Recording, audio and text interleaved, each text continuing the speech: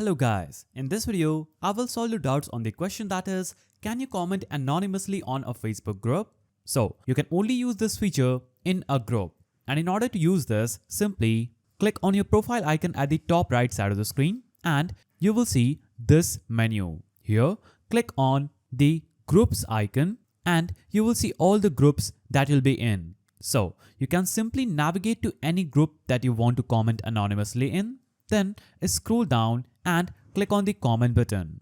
As you can see, there is no button here because it also depends on the group's admin whether he or she allows you to comment anonymously or not. So I will navigate to, for example, this group, then scroll down and click on comment. And as you can see, you will see your profile icon at the left corner of your comment section and you will see a small down arrow. Click on this small arrow and you can choose anonymous participant. So when you choose anonymous participant, you'll be commenting and reacting as an anonymous person.